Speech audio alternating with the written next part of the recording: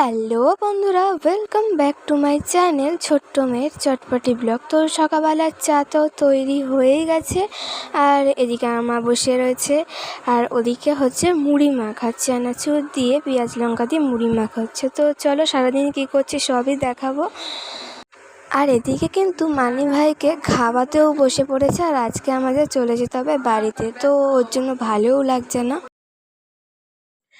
আজকে দুপুরবেলার লাঞ্চ হচ্ছে ডিমের অমলেট, বড়া ভাজা, আলু সেদ্ধ আর ডাল।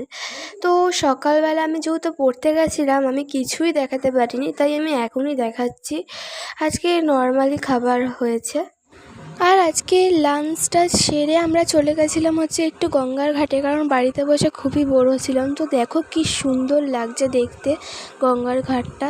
আমার তো খুবই ভালো লাগছে, তোমাদের কার কার ভালো লাগছে প্লিজ কমেন্টে বলো। আর এদিকে কিন্তু বাড়িতে চলে যাওয়ার জন্য আমরা একদমই রেডি, বাড়িতে তো যেতে ইচ্ছাই করছে না আমার, তো যেতে তো হবে।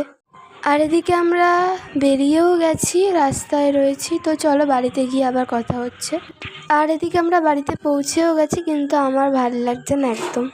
আর আজকে রাতে ডিনার হচ্ছে গিয়ে ডিমের অমলেট, বড়া ভাজা আর ঘি, কারণ মামাবাড়ি থেকে এসে আর মা কিছু করতে চায়নি।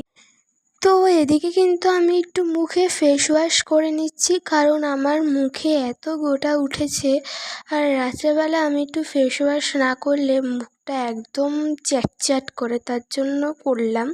তো এদিকে কিন্তু আমি ফেস ওয়াশ করে চলে এসেছি, আর এখন আমি দেবো হচ্ছে মুখে একটা টোনার। এটা দিলে আমার মুখটার অয়েলি ভাবটা একটু কাটবে।